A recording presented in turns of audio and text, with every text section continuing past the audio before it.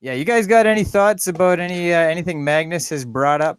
I got for plenty of sure. thoughts. I got plenty Yeah. of thoughts. Magnus, you seem like a nice guy, right? You're a very intelligent guy.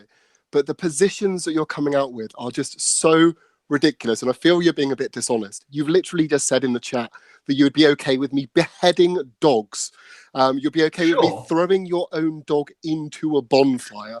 These are not normal Well, I said I would things. be okay with that. Yeah, but this is Well, not actually, normal things to do. well, hang on. Carry on. Well, it depends on where you live. For example, I've travelled to China where they have an annual festival. No. where I'm it's asking all about you. I'm asking about your position. I'm not asking about the Chinese position. I'm asking about you. You as an individual. You're fine with me to throw your dog into a bonfire. Well, I told you that my individual dog, I would not be happy because it's my property. Okay, but I don't think the dog would suffer. Like, I would probably be more displeased if you threw a couple of my books into the fire. Because those have far more monetary value and far more personal value to me than my dog does. I do think my dog's pretty valuable, but it's not the most valuable thing I own. Okay, so when you die, we can throw it in a bonfire. That's fine by you. Because you're not around. Well, like if it's someone's property and you want to, if you want to cook a dog, sure. You're dead, so we can just throw it in a bonfire. Yeah, you're fine. You're fine with that. Okay. You also said that it's the same as me ripping up 500 pieces of paper is the equivalent of me beheading 500 dogs. You think that's equal? If you're acting out of malice, no, but I'm doing it for pleasure. I'm doing it because I like doing it. Yeah, I'm doing it because I like doing it. You think that's fine? Sure. The thing is, this is where, like, this is all bullshit. I know for a fact, if we were on the street and someone was abusing a dog or doing something to an animal, you would probably try and actively stop them. You wouldn't go and join them. You wouldn't just say, "Oh, my position is it's fine because it's unconscious and doesn't suffer."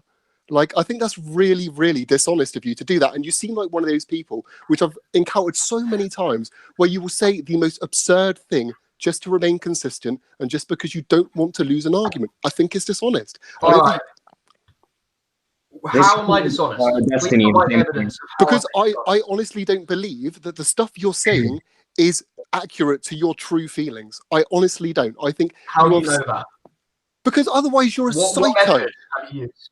Just from knowing humans, just from speaking to people on a general day-to-day basis. So because I have an unusual position, I must be lying. It's not just an unusual position. It's a ridiculously extreme position. You're literally Hitler to animals. Well, it's not that ridiculous because this is the position beheading 500 animals within the field of animal cognition.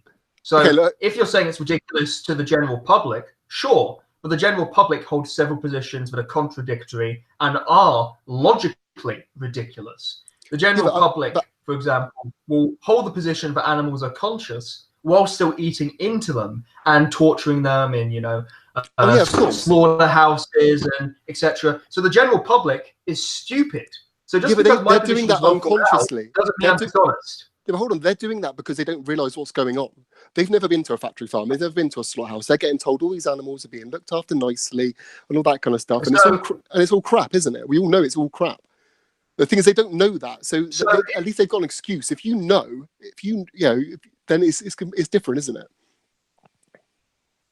So because my position is well thought out in comparison to someone who's not well informed, in comparison to someone who has no idea what they're talking about and thinks it's happening like this. It's not very well. It's not well thought out, is it? I mean, you can look at a piece of paper and a dog and see there is quite a clear distinction, and that one of them has very. I'm not looking at the piece of paper. I think the piece of paper is unconscious, just like the dog is. I'm looking at you. I'm looking at what you're doing as an individual. And if you are doing an action out of malice, it is inherently unethical. I take a quite Kantian stance in this regard. Yeah, but like I said, someone could do it for pleasure. Like people do dog fighting for pleasure. People, do loads of fucked up shit for pleasure. I think blood sports is an interesting virtuous question. For example, bullfighting. Bullfighting is a very interesting question in my mind because is it done out of malice or is it done out of a sense of sport and pride? Because there's plenty of bulls, for example, that during bullfighting will be rewarded if they give a particularly good show. And if they give a particularly good show, essentially they get a crown put on their head and they get to live the rest of their life as a stud. So in the question of bullfighting, is it an act of malice or is it being done out of a sense of sporting athleticism? And if it's the latter, for them, it's done for. Well, for them, it's done for sporting, isn't it? From the matador's point of view, I don't think Sure. they're doing it. I don't think they're doing it out of malice. But like, it's quite. I mean, I don't know how much time you spent with animals, and obviously, you've never spoken to me before. I've got 2 dogs.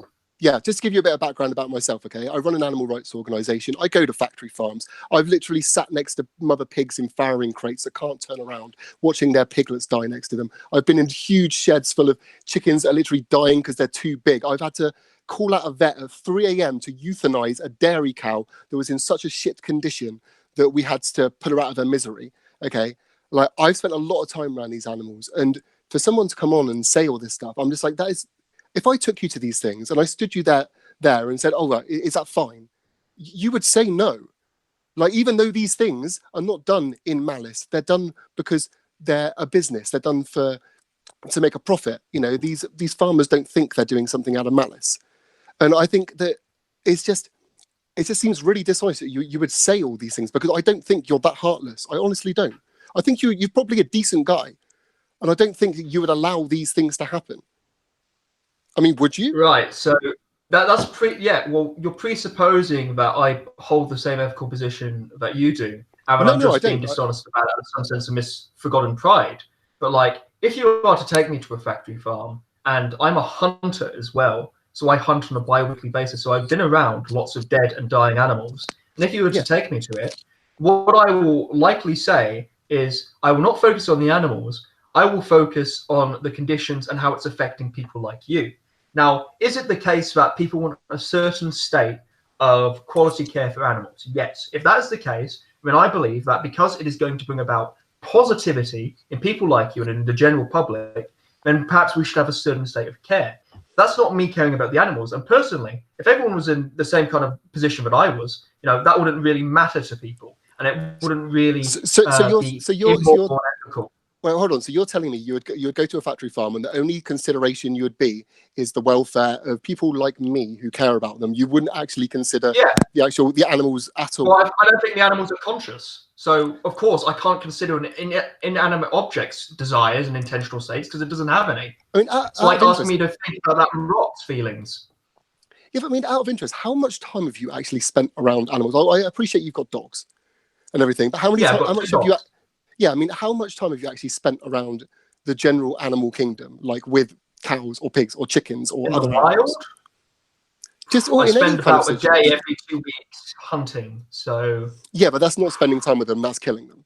Like actually spending time with them on a one-to-one basis. Time with them, like petting them, like looking after them. just kind of being in their presence and kind of interacting with them and just being. If it's just being in their presence. Like, that's pretty much been since I was 4. My first pet was a cat called Rudolph at age 4. Okay. So, and, I mean... the next pet was a dachshund named Sizzles. And then my recent pets are 2 greyhounds named Hattie and Tiberius. Okay. And ever since you were young then, just want to understand you. Ever since you were young, have you only ever seen your animals as purely property? You've never ever seen them as an individual? As like when I was really young, like I probably saw them as more as a person. I can't really remember how I exactly thought of them, but I've always never had this kind of connection that you seem to have of seeing the animals like a fellow person or this anthropomorphization of this conscious being. So the earliest I remember is around like age 10 and like disagreeing with a bunch of my fellow students in regards to if animals were conscious or not. So this disagreement goes back quite a ways back in my childhood. Okay. Well, I mean, because one of the things I'm just trying to get my head around is that, like I said, you've got dogs there. I've seen you interact with the dogs on other live streams and everything. Yeah. You know, and you act to them in kindness. You act to them as an individual. You don't act to them like an object. Okay. So there's something inside you there that realizes that there is something there. It's not just. Well, I treat all of my objects with kindness because, as we went through earlier, I don't act maliciously.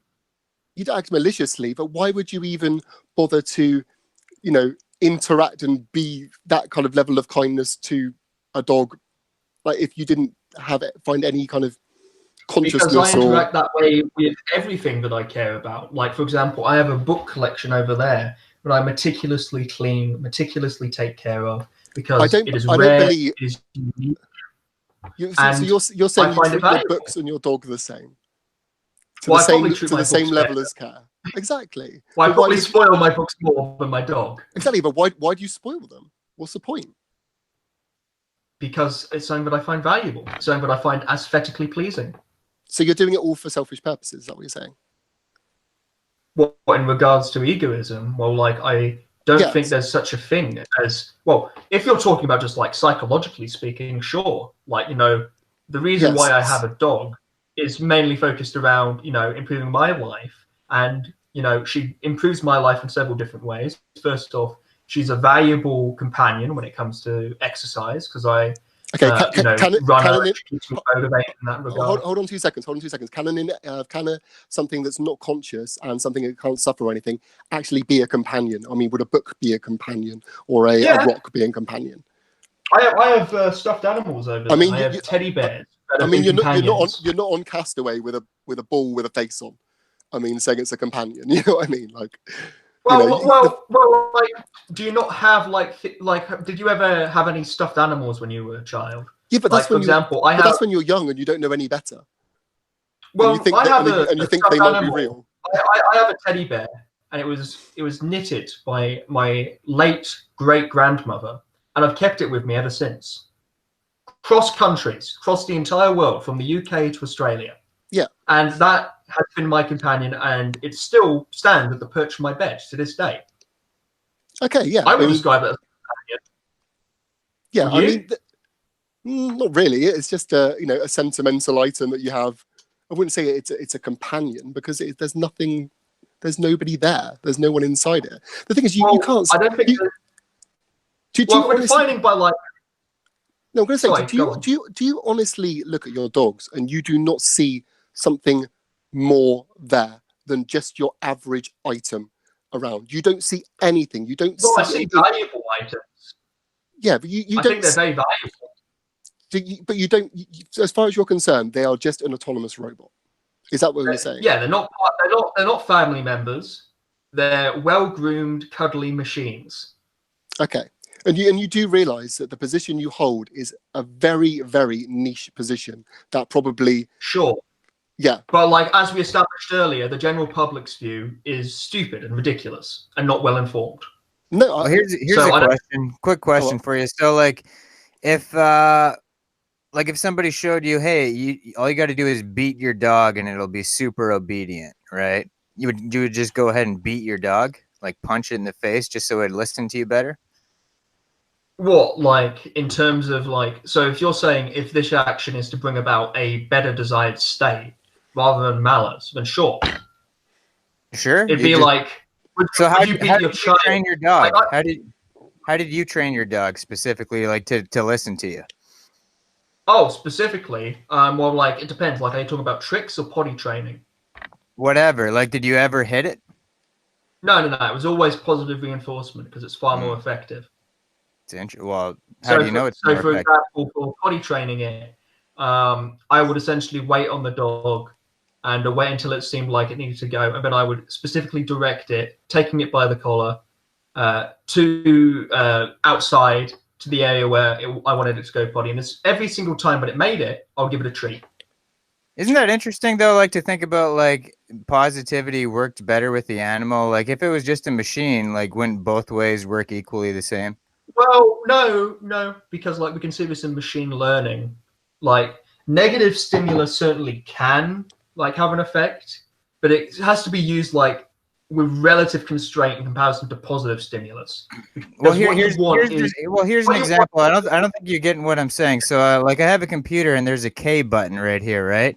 If I hit the fucking K button as hard as I can, or if I hit it as gently as possible and say nice words to it, or I go, you stupid fucking K button, it doesn't matter. It's still going to do the same thing. So why the hell would me being there's no positive or negative stimulus there. It's just completely neutral because it's mechanical. But if we're talking about something that's like machine learning, so if we're to program a bot that, is trying to reach a goal, it's like trying to press the K button specifically, and like you put in like a negative stimulus and a positive stimulus in regards to each generation, if it gets closer to the K button, then depending on the model that you're working under, you would want to use the negative stimulus with constraint, because otherwise you would be creating a system that is trying to avoid a bunch of things, which is extremely inefficient, rather than creating a system which is striving to do one singular thing.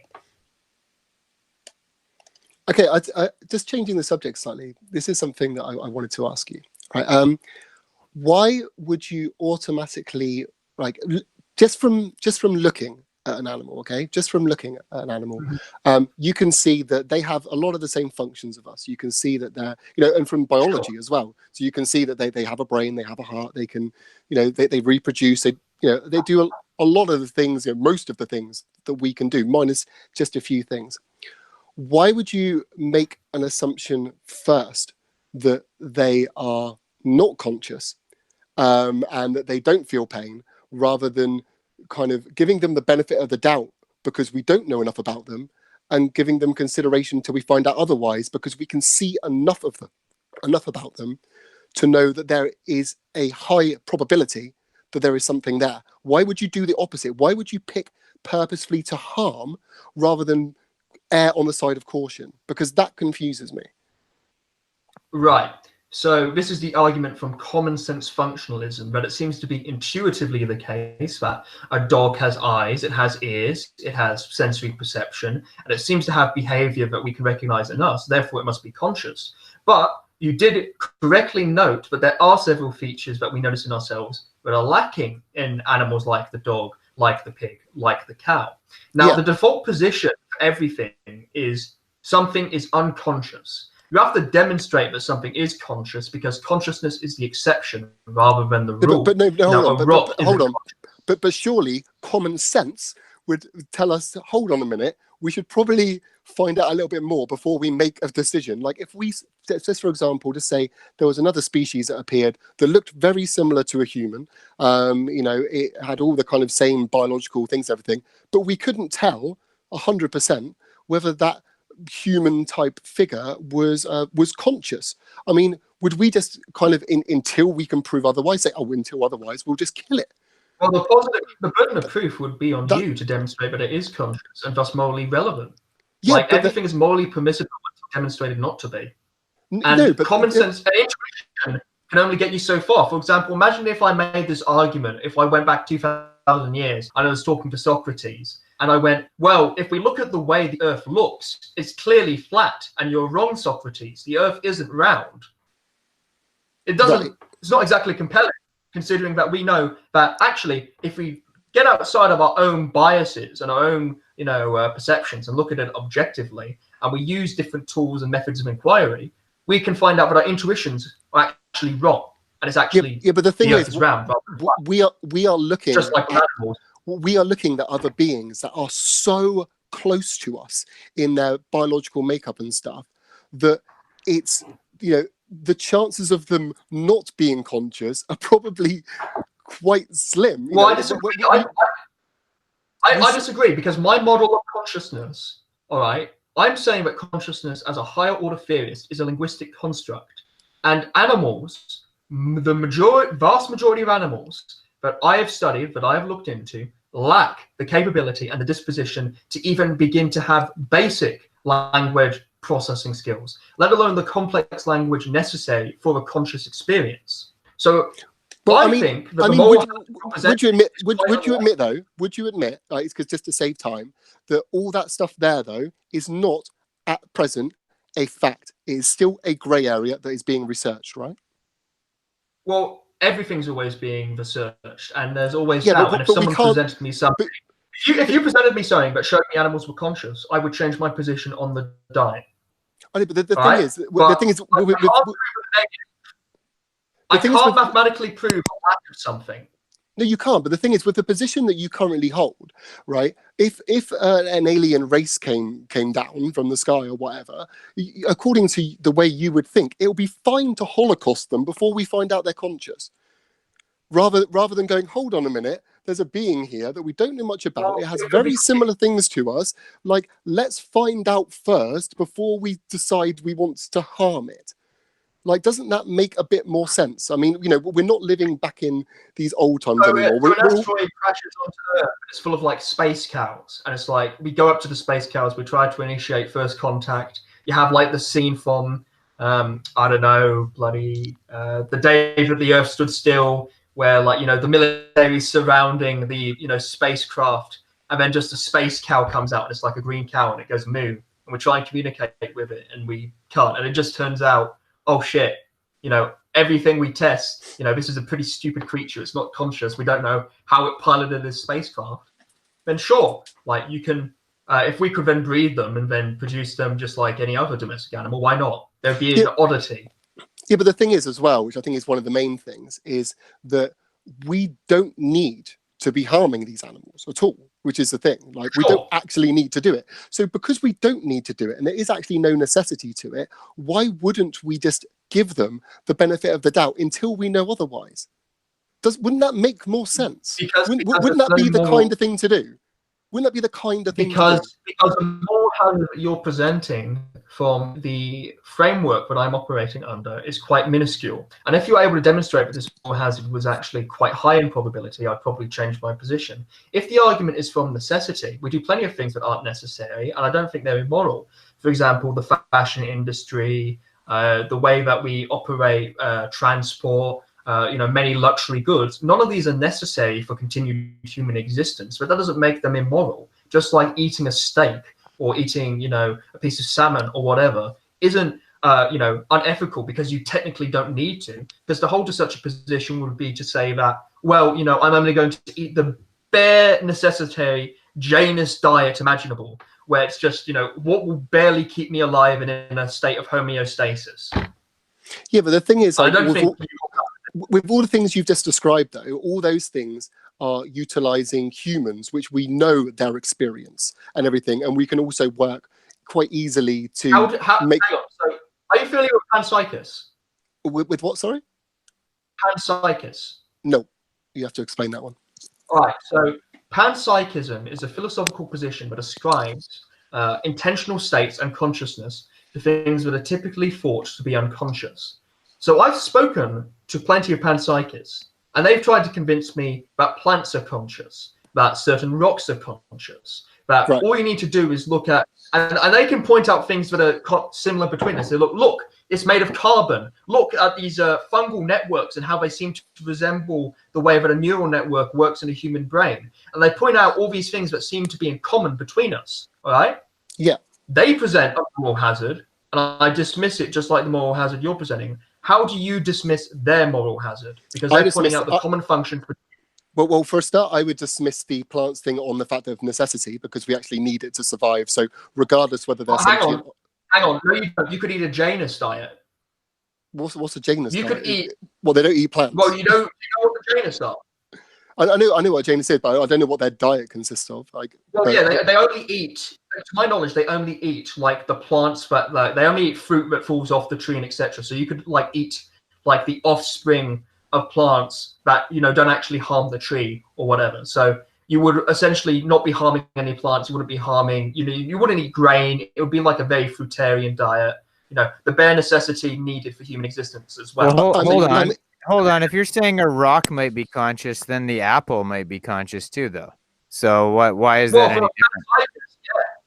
That's their position. So he's just saying, well, we need to eat plants. And I'm saying, well, you only need to eat a minimum of plants. No, but like you could, the way you're thinking, you could equally say that there's like as much evidence as a tree being sentient as a friggin' apple being sentient. So there's no difference there. But what Chris is saying that is like, I mean, you're gonna kill way more plants feeding them to animals and then eating the animals. So sure, I mean, that's just a way. Assuming the panpsychist premise, the most ethical thing you could do would be to eat a diet like the Janus, where you're eating the bare minimum needed to keep homeostasis intact. Okay, no, but if I'm saying like if an apple fell off a tree and you ate the apple, like it could be equally as sentient as you eating some leaves off of a friggin' you know, spinach leaf. The panpsychist the leaves and the trees are sentient, or they would define it as part of one being. and they would say, all right, so what you need to do is you need to eat the least amount of sentient things, because sentient things are morally valuable, right? Yeah, so you but need that's to eat the least amount. Equally unprovable, though, is my point. Well, yeah, I think panpsychists are an utter nonsense position, but I'm just raising the moral hazard, like Chris has raised the moral hazard to me. So I'm asking how he resolves that moral hazard. Let's say Chris is a hardcore fruitarian. So then what? Well, the panpsychist would probably be pleased because he's harming like the least amount of, in their mind, sentient beings. Yeah, but isn't that your argument? So he's a hardcore fruitarian. So now you're gonna stop eating fish? Wait, he's a no, because we're just talking about like hypothetical land where. Well, what's the point of your hypothetical? Because even if he was a hardcore fruitarian, it doesn't convince you. Well, because I'm just testing his consistency in this regards in terms of like morality. It's a moral hazard. It's not a question of diet at the moment. But let's say he is, and then just move on with your next point, because it's kind of, you know, who cares? It's kind of like a two wrongs make a right. Anyways, it's like you saying, well, you eat plants or whatever, right? If I agree with panpsychist, I would become a fruitarian, but I don't. So like, is that what you were asking? I don't know, man. I'm the most hardcore fruitarian. Like I'm basically a breatharian. So like, let's just move on to the next point, because it's kind of dumb being like, you know, well, apples aren't alive, but trees are, you know, or apples aren't conscious, but trees are. Like, that's ridiculous. I think that the main problem with you, Magnus, is that I don't know what's ever going to convince you, because in theory, you can't prove that I'm conscious. You can only Well, I can. No, you can't. You can only know. I can through induction. No, you can't, because you can only know your own experience. So you're raising the problem of mind, and I've got a solution for you. So first off, I reject metaphysical solipsism through the paradox of omnipotence. Then I run the Daniel Dennett argument against philosophical zombies. That leaves me with the only conclusion being that other creatures that are capable of complex linguistics like you are conscious. Now, it might be that I could be a very intelligent computer. I could be a very intelligent computer. You could be conscious as an intelligent computer. No, because I'm not conscious. I'm just reacting to what you do. Computers can be conscious at a certain level of complexity. No, this is the thing. This is the thing. Like, it's just a fact, isn't it? We cannot prove anything else around us is 100% real except for our own experience. We don't know that. I could be in a dream. I could be in VR. I just told you that you can. Like, I make a pragmatic argument in regards to rejecting metaphysical solipsism from the omnipotence paradox. So if we rejected that, the only other way that you could be, acting the way you are without being conscious is through philosophical zombies. And then I run Daniel Dennett's argument. And are you familiar with Daniel Dennett's argument against philosophical zombies? No. All right. So, assuming that you are acting in a manner that is conscious without actually being conscious, eventually that action would become conscious, because you cannot imitate the level of complexity necessary for consciousness without inherently being conscious yourself. So if you're just saying that you could fool me, well, like, you could, but that wouldn't mean you appease on me. And like, if you're fooling me, give me long enough and I'll be able to figure out if you're conscious or not. Yeah, but, I think through this but right this very second, you don't know. You haven't spent enough time with me to know. I'm pretty certain at this point that you are conscious. And again, I could be in a complete. You could be in a simulation. Who knows? What I'm saying is, I could be in a matrix, but you could be a conscious artificial program. Yeah, why not? What I'm trying to say is, like, we can never ever 100% prove that the other things around us are even real. If we're going to go really deep into this, right? We can't. But what you've got to do is you've just got to make, assumptions on. Yeah, that's why I just made an inductive argument why you're conscious. Yeah, and when it comes to animals, okay, you can look at the majority of their makeup is similar to us, and there are grey areas at the moment. Nothing is proven. You cannot prove that they are unconscious beings. You cannot 100% certainty prove. A positive claim is on you to prove that they are conscious. Okay, well, therefore, we're in a predicament here, aren't we? Because according to you, I can't 100% prove they're conscious. You can't 100% prove they're unconscious. Therefore, they're in a grey area. Right. So the burden of proof is on you because you have the ethical claim that animals are conscious, therefore you shouldn't hurt animals because they're morally valuable, and it is necessarily the case because of common sense functionalism that they are conscious. And I'm saying, well, and I'm demonstrate, saying and you have abundant proof. And I'm saying, as intelligent beings that are humans that also have the ability to empathize, we can see that there is enough of their makeup to see that they are similar enough to us, well, we should probably give them the benefit of the doubt until we know otherwise. Because harming something, is potentially, the thing is with stuff like a rock, we can kind of tell, okay, there's nothing within a rock. How? Because science says there is nothing within that we know of, okay? So from what we know... And scientists disagree. Are you familiar with the Cambridge Declaration of Consciousness? I am aware of the Cambridge Declaration of Consciousness. Okay. Yeah. Awesome, because you are aware, right, that several of the people who wrote that paper are actually panpsychists and actually think there are intentional states in inanimate objects. Yeah, there might be, but that's their opinions. We're talking about... That's science saying rocks might have intentional states. No, but the thing is, right, at the moment, we have zero evidence to prove that. Zero. Not one part of evidence. You find me a study that says rocks are real. The rocks are alive and sentient. Sure. Like I made a comment on Michelle You're going to find me a peer-reviewed study that rocks are sentient and feeling. In terms of, like, panpsychism is like an actual thing. It does. Okay, like, find me I'd like to read the study on rocks being sentient.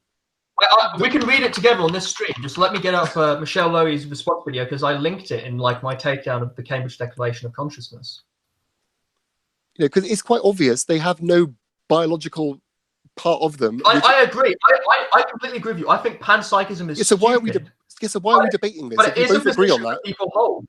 It might be a position people hold, but you don't hold it. I don't hold it. So why are we discussing it? Well, because you're just dismissing the idea that rock is conscious.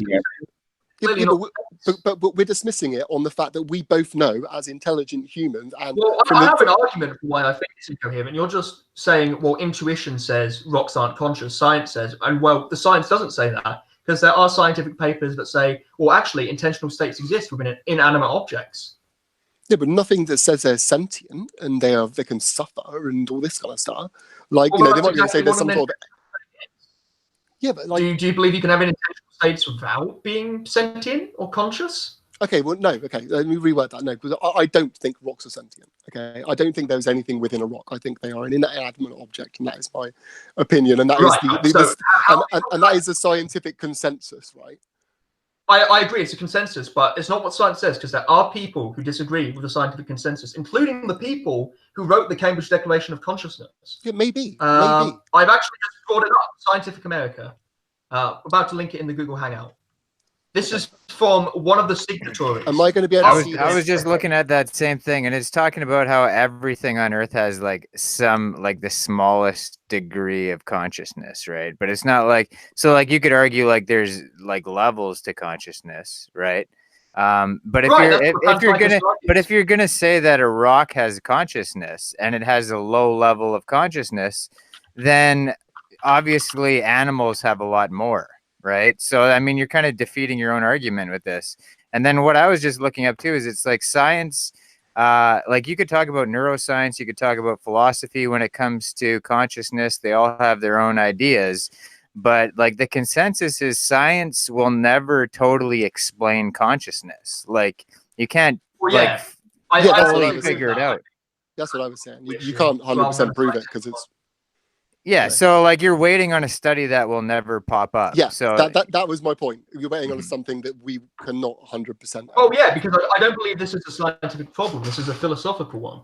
Like empiricism can only get you so far.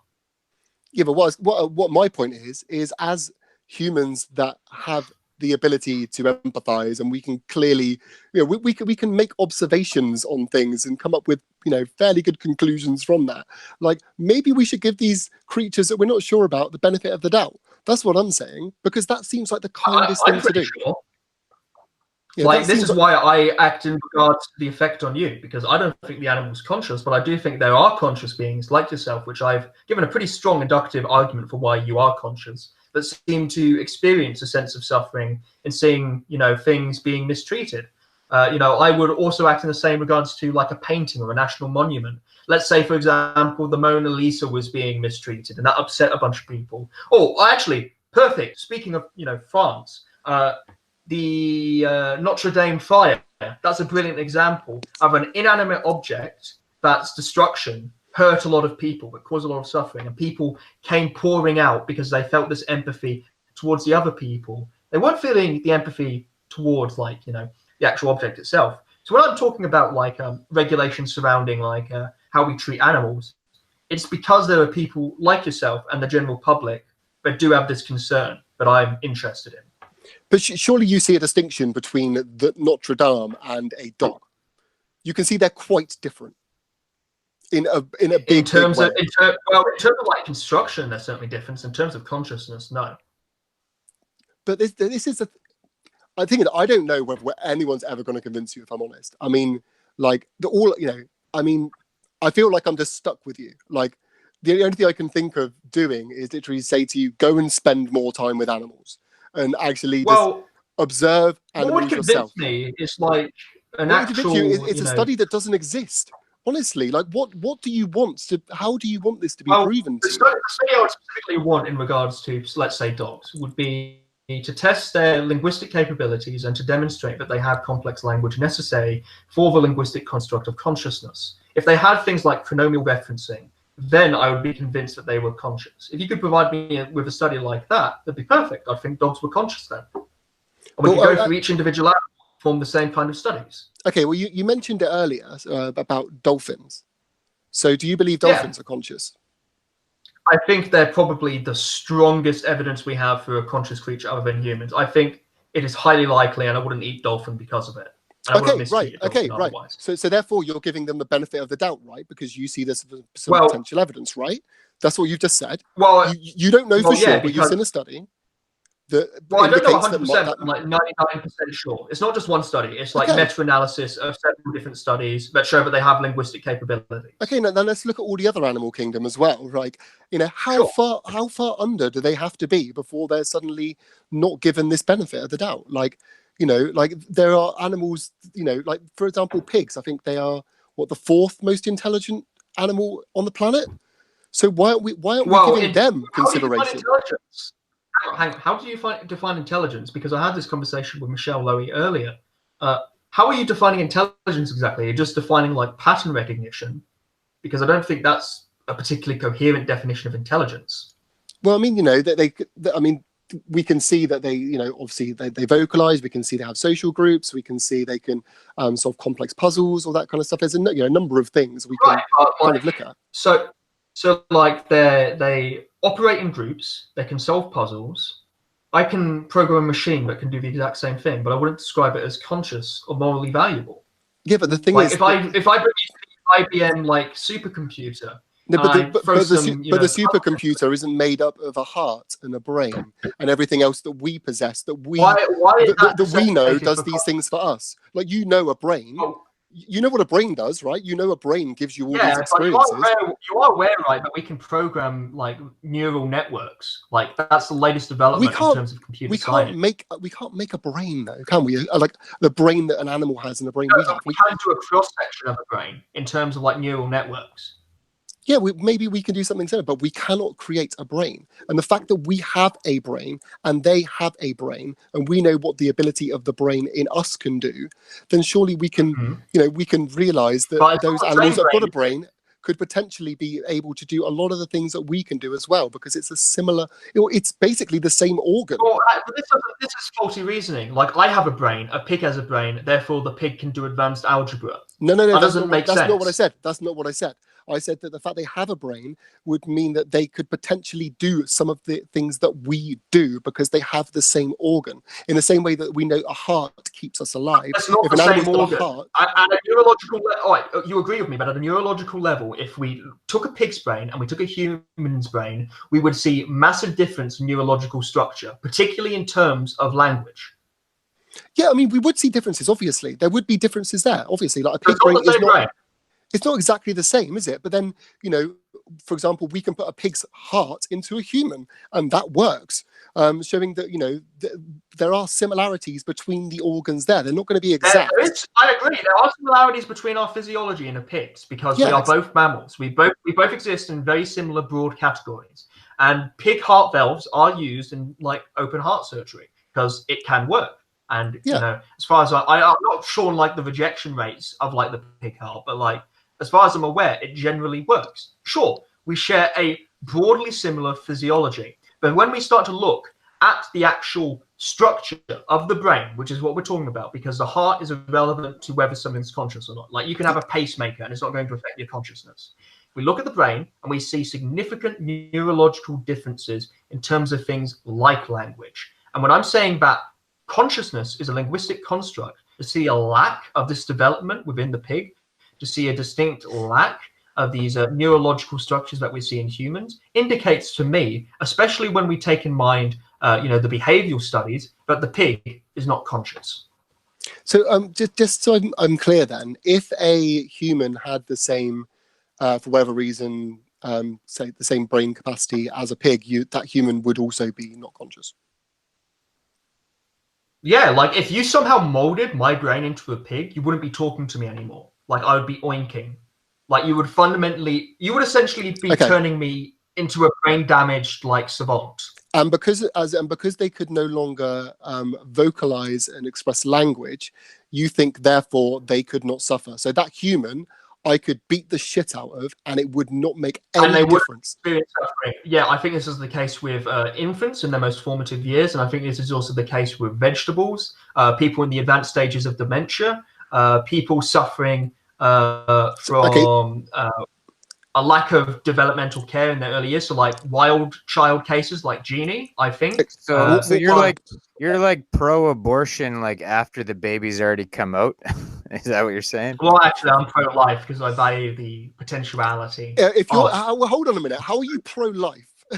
Yeah, these are all these other animals. You're fine. Well, because I value the potentiality of the conscious creature, and I recognise that as soon as it comes out the womb, it's not conscious. So it doesn't make much sense to bash it as soon as it comes out. So as soon as the zygote is formed, I say, yeah, that's extrinsically morally valuable. But why can't you offer that same kind of thing to animals and say, hold on a minute, I don't know whether this being is conscious yet. There could be a chance. You're kind of doing that. Well, if you could demonstrate it. Well, there's always a chance for anything. There's a chance that we could be wrong that the Earth is round and the Earth is actually flat and the flat Earthers were right all along. But that's not hurting anybody. This is what we need to get to. What we're talking about here. Well, let me give another example. What about anti-vaxxers? Well, I mean, anti-vaxxers, that's people's personal choice if they want to do that, isn't it? Well, it's not. No, because they inflict it on their children as well. Yeah, I mean, fair enough. I mean, and people have died as a result of that. I know, but okay. So that has higher stakes. And what if they're right? No, it's very low chance, but they could be right. No, right? But the thing is, I don't hold that position. I'm not an anti-vaxxer. I'm going to go with the science. Well, yeah, but just put your mindset in like the mind of an anti-vaxxer for 1 second, all right? Right. And let's just you're saying that there's a risk that I could be wrong. And it's like, yeah, but I think that risk is incredibly small. Like you haven't demonstrated like an increased amount of risk. Okay, but hold on. What's the benefit? What's the benefits of this? Because the anti-vaxxer is doing it with the best interests in mind for that child. Well, you're thinking, I don't want to do it. I'm acting with the best interests of philosophical and scientific development because I think knowledge is an end in of itself. No, but you're not looking in the best interests of these potential sentient beings, are you? Because I don't think they're sentient. No, but you don't at the moment. This is the thing. But like the thing is, we don't like the anti-vaxxer is taking the if I had an inkling, if I thought they were sentient, I would flip 180 and I would probably be, you know, a vegan advocate out in the streets. But I haven't seen any strong evidence to suggest that to me. I'm not. Well, you've already suggested that you've already said that you think dolphins possibly are, which suggests sure. Which is one animal already. Like, you know, all these animals that's one animal amongst billions. Yeah, and like if you're going to keep dolphins captive, I'll probably complain. I'll probably write a stern letter to SeaWorld or whatever. Yeah, but all these animals are pretty similar. This is the thing. That's what I'm trying to say. They've all got brains. We established earlier, but they're not. We establised earlier, but if we actually look at the neurology, there are distinct differences. No, but I don't mean they're exact. I mean they are similar in that they have the same makeup of it. We all in the all internally. all internally. Basically, if we look at the animal kingdom as a majority, not for all of them, there are some exceptions, but generally our bodily makeup, although we look different, we're kind of built the same internally. You know, we kind of run in the same kind of. In the broader sense, in terms of like, am I and a pig mammals? Yes, I agree. Does that mean that all mammals are conscious? No, like this doesn't make sense in terms of reasoning. And you both have a brain, and you both reproduce, and you both do all this and that. Sure, these are the broadest possible categories you can imagine. But like when we look at our brains, and we look, because, you know, as far as I'm concerned, like if you disabled very specific parts of my brain, you would render me unconscious. So it can be like the difference of a couple of neurons. And if there's a difference in those couple of neurons, there's a difference, but it's small, but it's incredibly noticeable in terms of consciousness versus unconsciousness. Right, okay. But the thing is, you can't, it's not proven that these animals don't have that. And the thing is, you can't say that. Well, yeah, because I can't prove a lack of something. It's like asking me to disprove God. It's impossible. The positive claim is on you that they are conscious. The default position is they're not. Well, the thing is, I can't do it because I'm on my phone, but like I'm happy to go through and find you the ton of studies out there that are showing, you know, potential animal consciousness. Yeah, I mean, lots of them. And like I said, like I'll be happy if you can give me something new. Yeah, but the thing is, what I'm going to say is we're just going to end up in that grey area. Like I said, you can't 100% prove they're unconscious. I can't 100% prove they're conscious. But what we can agree on is there is a potential there. There is something there. There is a debate to be had. Okay. I think this is where we disagree on who has the positive claim. Right? And I'm saying you have the burden of proof. You have the positive claim. Because I'm saying I'm taking the skeptical position. You're taking the position of assertion. Okay, therefore, maybe you I have do. to demonstrate your claim. Yeah, maybe that's good. Maybe I do. an agreement then. But maybe awesome. I do. But, so if that's the case, then you need to demonstrate that, and I'll check my position. Well, hold on a second, right?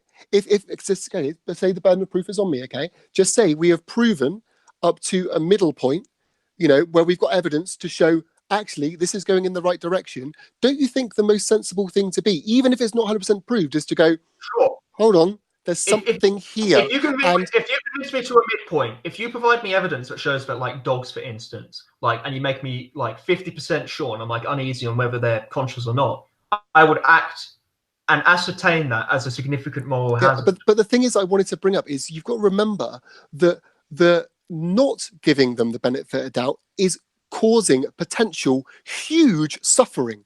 Like mass suffering. Sure. If you were just like ignoring the panpsychists, I dismiss the panpsychists as well, and they present a probability of moral hazard just like you are, and I think both are incredibly small. And the panpsychist is saying, "Look, man, this certain type of fungus is super conscious." And I know, but come on, let's be fair, right? The with the weight of evidence, the panpsychics are probably on 1% up to convincing you. The animals are going to be a little bit higher than that, right? As well. Yeah, and in terms of relativity, you're on 1% as well, because I've also looked at lots and lots of studies in terms of animal consciousness, in terms of, you know, their ability to express linguistic thoughts. I've looked at lots of theory of mind. I've gone through dualism, idealism, materialism. I've gone through functionalism. And I've gone through, you know, higher order thought. I've gone through, you know, cognition. And I've gone through all of this, and I've looked through much of the philosophy and much of the science behind it. And I think you're in the similar position of the panpsychist in terms of your 1% there to convince me. Hold on a sec. So I just linked you a few studies. One of them says like a dog learned over 1,000 words, and it was peer reviewed and everything. And you're saying that's on the same level as these whatevers with fungus. About a rock. Well, yeah, like I haven't read that study yet, and I said I'd get back to you once I've read it. Okay. But like, as I said earlier, these studies are rife with contamination. Like Coco the gorilla is a famous example. Yeah. But you're dismissing it before you're even looking at it, talking about, well, it's, you know, it's filled with contamination. Like, well, you're talking about contamination already. Well, because this is what I've seen in similar studies in the past. But if this study blows my socks off, I'll get back to you and I'll be like, well, you know, I'm vegan now. It convinced me dogs are conscious. Okay, so if we can send you enough evidence to show that there is consciousness in dogs, you will go vegan. Is that a fact? Well, I would go vegan in terms of dogs. Like you would have to demonstrate. Pigs are more intelligent than dogs, so Well, I'm asking you how you define intelligence, because there's a serious issue with defining intelligence, which is why things like IQ tests are useless, because there's no coherent definition. So pattern recognition, sure, but like I wouldn't describe a calculator as particularly intelligent, despite the fact that it's really good at pattern recognition. Okay, but we can tell from what we know about pigs then that they seem to have a higher level of thinking, of thought, or whatever you want to call it. That they have more abilities. Well, you would have to give me a coherent definition of these things you're talking about. I don't know what metric you're running off. Well, I mean, you're talking about language. So pigs can obviously learn, their own language and then communicate with humans. Well, I contend with that idea. Like you're saying pigs have a language, and Michelle was saying pigs have a language as well. I'm saying no, you're falsely equivocating between basic vocalizations and body language and that of an actual language which has semantics. Yeah, but then I asked you how many words does it take to make a language, and you can give me an amount. Depends upon the grammar. So I mean, nobody could prove it to you anyways. So hold on. Well, you have to show me the grammar behind the language. Just a quick one. If a human is born deaf and blind, so they can't read and they've never heard any words, are you saying they're not conscious and they can't suffer? Well, we can still teach people who are they're blind and deaf. Like they can't understand anything. Yeah, there are people like that who I've met who've actually been taught through tapping on them a language. Like you could, if you have like even the most basic motor control and a disposition towards language, you can be taught a language. Right, but can't you just do that with a pig and a dog? Well, if you could. Well, if you could, like, please demonstrate it, because that would be amazing. Because I would love to be able to converse with my dog. Well, Logan's just said about the dog just learned 1,000 words. I mean, and I said I'll look at that study. Yeah, so I mean, the thing is, I mean, this kind of conversation, I guess. I mean, I don't know how far this conversation gets, because I think until you have read the studies and we've sent you stuff, I think we're just going to end up going around in circles, really, aren't we? Because I think I'm perfectly happy to read through the dog study. Would you like to go to a different topic then? I don't know. I mean, I'm going to go to bed soon. It's like I got to go to bed soon too. Yeah, it's getting late here. We haven't heard anything from Jarek Hollick. I don't know if he wants to say anything before we end the stream here. Or if he's even there. I've kind of hogged it, so sorry. Yeah, sure. I was just thinking that how language kind of shows that someone is conscious, and animals kind of like the way they're built. Like humans have like longer throats and smaller mouths, and in general, it's like easier for them to make certain sounds. But animals kind of like their limbs, they can't really show. For example, through sign language or speak through different languages and stuff. But when it comes to language, like a human, if he had no arms and he was mute, I mean, it still would be unethical to stab them, because hang on. Because if you have even basic motor control, you can communicate in language. I've met paraplegics who've got nerve damage, so they're paralyzed from the neck down, who communicate through blinking. So if you have even basic motor control, you can demonstrate you have a language. Even if you suffer from locked-in syndrome, you can demonstrate you have a language through eye movement. So hold on. To demonstrate. I want to see how far you'll take this. And so just say we got a blind, deaf person. They can't actually react to any touch because they've got some nerve damage or something. So they can't suffering from CEPA. Yeah. So basically, they can't feel you, they can't see you, they can't hear you. So they've got no perception. So are they no longer conscious, even if their brain's fully functioning inside, but they just can't let us know? And they were never taught a language? No, they were born like that. No, they wouldn't be conscious. I would even go far as to say that wild child cases like Jeannie, severely abused children like Jeannie, for instance, for the first 5 years of her life, she was restrained in a makeshift straitjacket in a dark room and barely fed. And she never developed consciousness because she never developed the language necessary. And there's a certain cutoff point at around 4/5 years of age, where if you don't learn the necessary skills for language, the foundational skills, you're never going to develop them because the neuroplasticity starts to harden. Just out of interest, what is your definition of consciousness? Well, as a higher order theorist, consciousness, well, it's very difficult to define. So consciousness is an experience. So I usually define consciousness by the state of qualia. So that is to say that, for example, what's something I can demonstrate this with? This flashlight. All right. So when I'm looking at this flashlight, consciousness is more than just the light that is bouncing off the flashlight. It is more than just the wavelengths. It is the experience of red. It is the particular experience of seeing this color. That is what consciousness is. And it's linguistically constructed. Okay, but so if this blind deaf person who can't feel still has a working brain within them, surely their brain is still functioning the same as anyone else's, even without language. They could still potentially no, because if it wasn't working off language and we did like CAT scans, you would see that it doesn't light up in the same way. It wouldn't be working like a normal human's brain.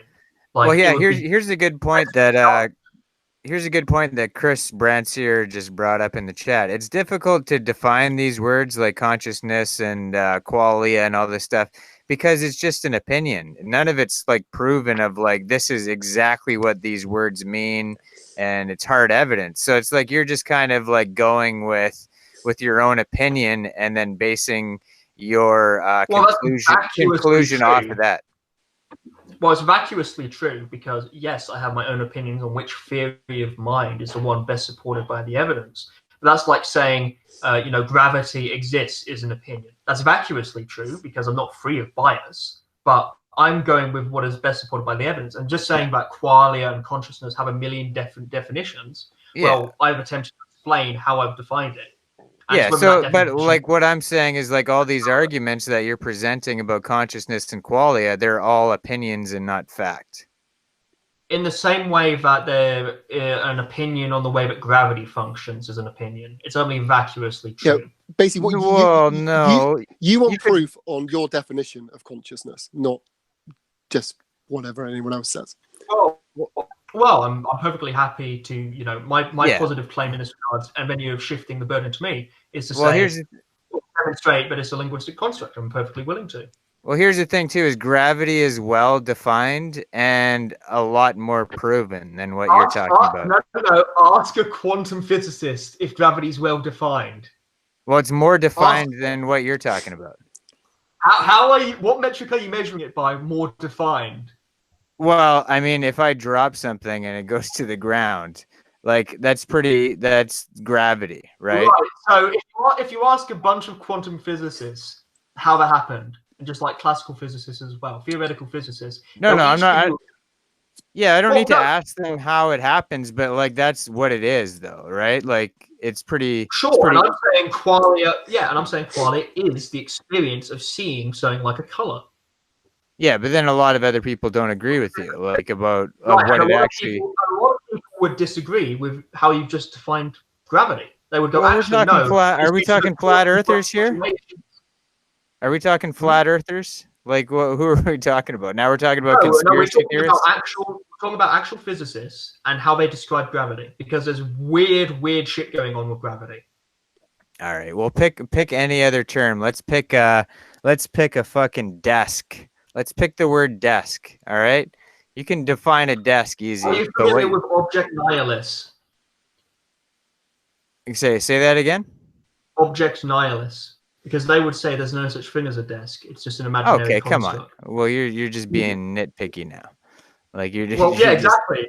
Because I'm picking apart your definitions. Like this is a quite postmodernist approach. No, okay. Well, now like you're like any term in the dictionary, like people aren't going to debate it as much, obviously, as consciousness, like as qualia, as these terms that you're bringing up. Nobody's out there debating what desk means, you know? Well, yes, there are. There are actually loads of linguistic schools of thought on what. We're just trying to win.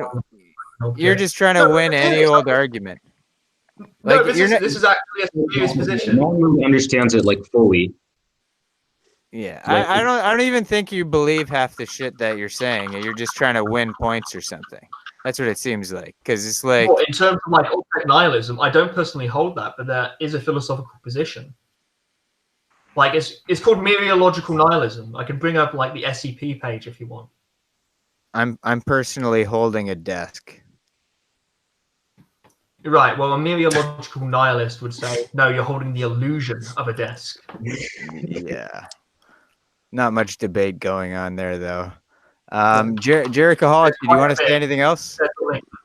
Well, I would say just that the whole language being like a way to show that you feel pain. I mean, I wouldn't say that's like from my subjective point of view. I mean, everything's subjective, but like from my point of view, I don't think it would be necessary because I mean, if I see a cow like cry its eyes out for a couple of weeks because like its child got ripped away from her, like I'm not gonna be like, yeah, I mean, it's a fucking robot with like just like reactions, like intelligent reactions like a computer. Like there's clearly like a lot of emotion there, like just because it can't like use words.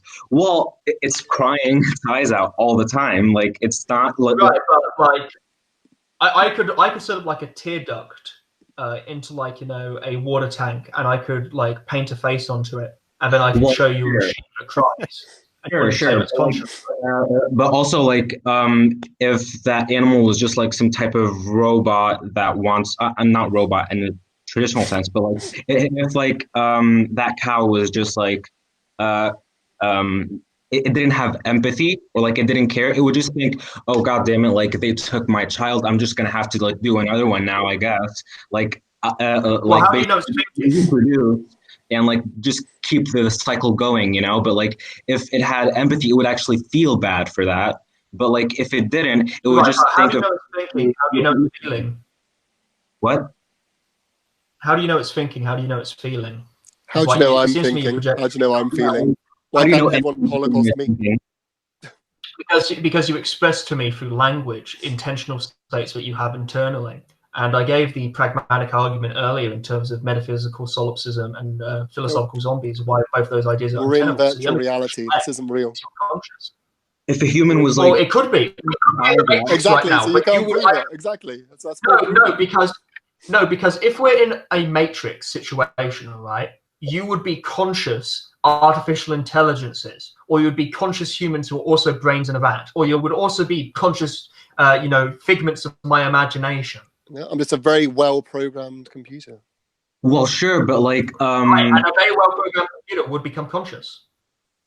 Okay, but with no, animals... it's just programmed to respond. Yeah, but... right, but as you approach that level of complexity, you entail that complexity within the self, so you become conscious. I gotta plug in my phone. It's running out of battery. Bear with me. Anyway, go on, Joe Kolick. That's how it's pronounced. No, jerk, whatever. I made that account when I was 13. I don't know what the fuck. Fair enough. Yeah. Basically, when it comes to conveying pain, like if even a human was crying and like screaming and not really like using any other type of language, you would know that there's something wrong with that human, even if they weren't like using fucking binary code to blink or like using their arms or anything like that. You would still know that that human is going through a lot of agony because they're screaming and crying. Well, I would know that there is a distress, but that does not entail an experience of distress. Like, I could, for example, program an animatronic to cry and screech and flail its limbs around on the floor, and you would come and you would realize it's a pain. So I'm asking the question of how do you know that the cow, because it's crying, has these internal states? It has intentional states. It has consciousness. Well, in an anthropomorphic context, like if a human was having that same reaction but couldn't use language, I mean, I would also assume that they're going through a lot of distress and any type of like. Right. So how do you know that? Right. Let's talk about humans then. How do you know that someone who's never learnt language, who is like Tarzan of the jungle, and has just like come out and he's broken his leg or whatever? How would you know that they're internally suffering? Well, clearly, I wouldn't be able to know 100% because, like, you can't really know anything. Right. So how do you make an inductive argument? Like, how do you say it's 90%? Well, okay. He has pain receptors, which lead to the feeling of basically something that is like going wrong in their in the state that they're in. So if your pain receptors tell you that there's something wrong and you react in a certain way, there's probably a lot of distress, and that distress is like logically like it's probably going to be like a feeling, you know. Right. So why does the nervous system necessitate consciousness? Why could what like for example, you say you, right? So Yeah. you to me implies an I. How do you have an ego without linguistics? Like how do you keep a consistent sense of self without having the ability to, essentially say I? Right. Well, I think that's a pretty interesting question, but like with like the ego and kind of like the view like of yourself like in a subjective sense, um, like even with like psychedelics and stuff like that, you're kind of like your sense of self is very like flexible. So with that whole thing, like I think it's like a very complicated thing to debate about, like I just like agree. yeah. But I would say that these like gray zones, I wouldn't say it's fair to just assume that an animal is like isn't conscious because they can't really convey Why? that. That would be in the wrong position. Okay, yeah, Like your position is the positive because plane. physically, because of their anatomy, they're unable to. And a bit because of that, I would say that it's unethical to just like assume that basically they don't feel because from their anatomy and how they're like how they're built, like it's not possible for them to convey pain even if they did have it. So we established earlier that even if you have the most basic of motor skills, you would be able to communicate. There are people who communicate purely through eye movement. And you're saying that an animal, like, a dog has 4 legs, it has a tongue, it has full locomotion, they're extremely flexible, they can do a whole bunch of, movement. And you're telling me that it has the capability of language, but not once in the entirety of human history has a dog been able to decipher, or we have been able to decipher the language but we could share. I would say that like a dog, for example, does understand language to an extent. Like sure they wouldn't use it externally. Like they wouldn't really. What if their life depended on it? What? Like if they're capable of having these intentional states, right? And they're capable of a future sense, and like we show the dog that we're going to execute it unless we, right. unless it's essentially learns a language. Yeah, well, a baby like wouldn't really. Yeah, sure, but like to make a language through like blinking, I mean, it's pretty fucking complicated. So like, for example, a baby wouldn't. It's not that difficult. Like it's the most. If you have the capability of a language already there, it's not that difficult. So if the dog has its own like private language, it should be able to do it quite easily. Hold on. So a dog, I mean, let's say you're getting attacked. I go and attack you. Like you might yell like, "Don't attack me," or something like that, right? Or you might not say anything and just friggin' scream and try to attack me back because that's like the reaction. And that's what dogs do. They'll bark at you and they'll bite the shit out of you, right? Dogs are not construct language because they're not like living in a dog society where they kind of agree on one fucking blinking language. Like it's not really easy for a dog. So they don't have language. So are you saying they have private language? Like no, every single dog has some individual language? No.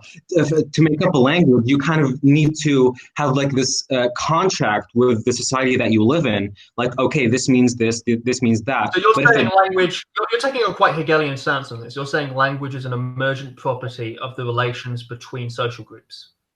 To an extent, I mean, to know that something is specific, you would have to agree with them that that means that, you know? Just a quick one. So were early humans not conscious? Hold on, guys. Like, I do have to go very soon, so like, don't make the points like super lengthy, and just kind of like everybody say some final thoughts. What's your question, Chris? Oh, I was saying, were early humans not conscious before we developed language? Yeah, like if you're talking like Homo hominid. Yeah, well, sure. Where's the cutoff line? Because The if you curve believe, line, I don't know if you believe in the theory of evolution, but well, of course I do. Okay, so whereabouts did we suddenly become conscious? Where on that line is it? Like, that's you an don't know, interesting question. I'm not too sure at the particular stage. Exactly, you like, don't know. You see, that's an interesting question, because like, would Neanderthals also be conscious? Did Neanderthals have their own language? They just didn't write it down. Because you can have entirely oral languages. So basically, you're assuming. So if we know that we're conscious now and we can't work out how far back it was until we're conscious, shouldn't we? Well, it's a bit difficult because we don't have a time machine and we didn't write shit down. Exactly. So maybe we should just assume that everything before us was, because we haven't got a clue when it started. Mm-hmm. There's a lot of moral uncertainty is the point of this. Oh, look, at a certain point, I think Logan's trying to wrap it up. At a certain point, I'll be able to tell you it gets more and more probable that we were conscious. Like if you go back like 2 million years, or like I don't know, 100 billion, where it was just like hydrogen atoms, like in the middle of the universe, I would describe those atoms as unconscious. As soon as we start reaching like a tribal society, it becomes more and more likely.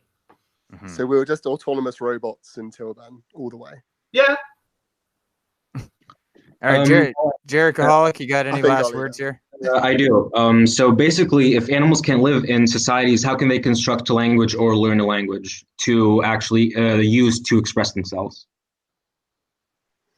Sorry, was that in regards to like the dog or just humans like a couple of thousand? No. Like if a dog needs to know a language to actually be, conscious, it doesn't really live in like kind of like a society where it kind of like it can't really construct a language with other dogs or with humans, because like they don't really like live in the same type of society that humans do, where it's like very constructed and like very complex. But animals, like they would be like from, you would like pick them up from like I don't know, like fucking somewhere, but like they wouldn't like go to school or like just fucking have their parents kind of teach them like a certain type of language. Like it's not really the same kind of social contract like with humans and with dogs. I don't think it's fair to. Well, I don't think humans are the only ones who possess this kind of complex language. Like I've said numerous times during this stream, I think dolphins are pretty much a shoo-in in terms of consciousness. Right. Yeah. But I don't think like when it comes to language, like with dolphins and with humans, like I don't think that just kind of shows that they can feel pain just because like they can actually like with their species, feel pain, like you must have a sense of self, right? You must have like an ego. Sure. And right, I would say my question would be, how can you construct a sense of self and an ego without language? Right. Well, I would say, why would you need language to do that? I mean, I don't see why. Or the point is like you don't know that they have a language, right? Yeah, I mean, like you can't communicate with dogs, but that doesn't mean like you don't fucking know how dogs actually like you're not a part of their social contract. Not that they have one, but like it's not really the same like level. Humans and dogs, like they can't really like harmoniously just kind of communicate like that. Like it's not really like or any other animals. Capabilities, we should be able to create a common language between us, right? Humans can't communicate with dolphins either. I mean, like it's just we're actually in the process of developing a common language with dolphins. Well, same thing with dogs. Same thing with dogs, and same thing with monkeys. So look at those studies. Look at those studies that I sent you. Ones, like Coco the gorilla, the Bobos ones are actually quite promising. That might, shoo in the idea that. All right, don't eat bonobos. Yeah, bonobos are conscious. I think they're quite likely candidates. All right. In terms of dog consciousness, I don't think we're currently in the process of deciphering their language. All right, I'm gonna wrap this stream up. Thanks everybody for joining, hopping on. Everybody subscribe to Chris, Jericho, Michelle Lowe, not Magnus. Nobody subscribed to Magnus. There's no point. Everyone subscribe to Magnus. And yeah, the ironic thing about like this conscious debate is that 3 of us have a clear conscience. So true, very true. Everybody, Logan, your mind. Have a good night, people. Good night. Peace out.